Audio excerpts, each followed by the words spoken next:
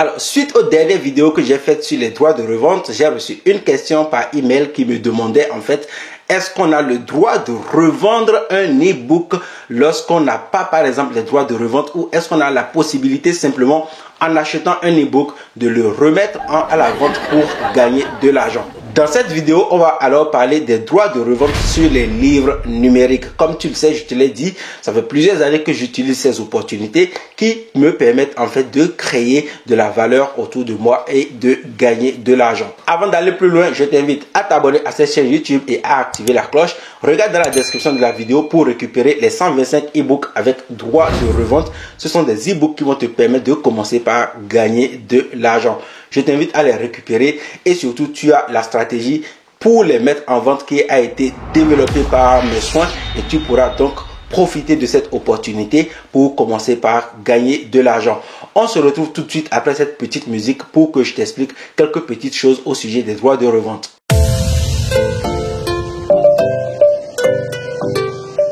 La question que je vais te poser, c'est de savoir que se passerait-il s'il n'y avait pas les droits de revente sur les produits que tu vas pouvoir acheter pour vendre, par exemple.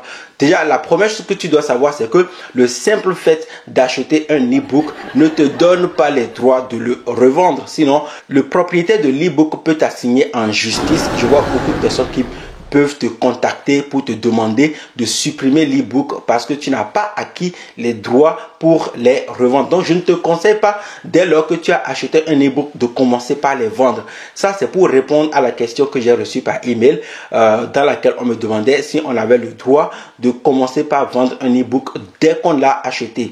Mais par contre, si tu veux vendre des e-books et gagner de l'argent sans avoir besoin de les créer, il va falloir acheter les droits de revente. Mais ma question tout de suite, c'est: que se passerait-il si tu n'achètes pas les droits de revente?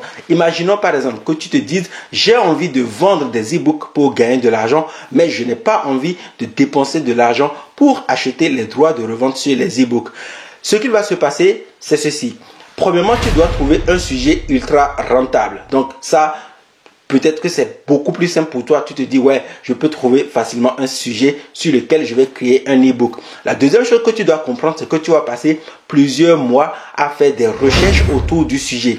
Et ces recherches vont parfois te prendre plusieurs mois parce que j'ai fait le test. Le premier e-book que j'ai écrit en 2014, j'ai essayé de l'écrire, mais j'ai fini par l'écrire en 2016. Donc, j'ai essayé de l'écrire et à un moment donné, j'étais tellement dégoûté que j'ai abandonner le projet. C'est très difficile de créer un e-book, de passer énormément de temps, d'agencer le contenu pour faire sortir quelque chose de propre. Et une fois que tu finis, il faut prendre le soin, par exemple, de relire, de corriger et de faire le graphisme sur l'e-book. Donc, c'est quelque chose qui est extrêmement difficile. Et si tu as le courage, tu pourras finir. Mais si tu n'as pas le courage, qu'est-ce qui va se passer?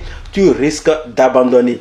Et une fois que tu écris tout ton contenu, que tu présentes ton e-book, tu dois encore penser au marketing, la page de vente, la page de remerciement, la page de téléchargement et les bons de commande. Donc, c'est quelque chose qui est extrêmement difficile à faire. Et si tu n'imagines pas tout ça, tu peux te lancer pour plus tard abandonner ton projet. Donc, s'il n'y avait pas la puissance des droits de revente, tous les entrepreneurs qui sont sur Internet devraient écrire leur e-book et tu n'aurais pas des centaines de milliers de formations qui sont vendues sur Internet. Donc, tu peux te rendre compte que la majorité des entrepreneurs qui sont sur Internet, qui vendent des e-books, utilisent la puissance des droits de revente parce qu'ils savent qu'ils ont la compétence nécessaire. Par exemple, moi, lorsque j'ai envie de créer un e-book, par exemple, sur la création de business sur Internet, tu te doutes bien que j'ai toute la connaissance dans ma tête. Mais avec un droit de revente, je vais seulement modifier le contenu, je vais corriger les parties qui ne m'intéressent pas, je vais les supprimer et je vais ajouter les parties que moi j'ai envie de voir. Par exemple, si l'auteur de l'e-book cite un logiciel qui ne m'intéresse pas, je vais supprimer cette partie et je vais pouvoir y apposer, par exemple, la partie qui m'intéresse. Mais bien avant ça, je vais devoir acheter ce qu'on appelle les droits de label privé. Les droits qui me donnent la possibilité de modifier le contenu. Alors, si tu achètes simplement des droits de revente simples, tu ne pourras pas modifier. Tu vas malheureusement revendre ce e-book comme ça. Mais c'est déjà très bien. Moi aussi, j'ai des e-books comme ça que je revends sans toucher le contenu. Mais si tu veux faire comme un professionnel, il va falloir à un moment, dès que tu gagnes tes premiers euros avec les droits de revente simple, d'aller acheter des droits de revente maître pour pouvoir accélérer dans ton business. Donc, à la question, peut-on vendre un livre numérique dès qu'on a acheté son droit de revente? La réponse c'est oui.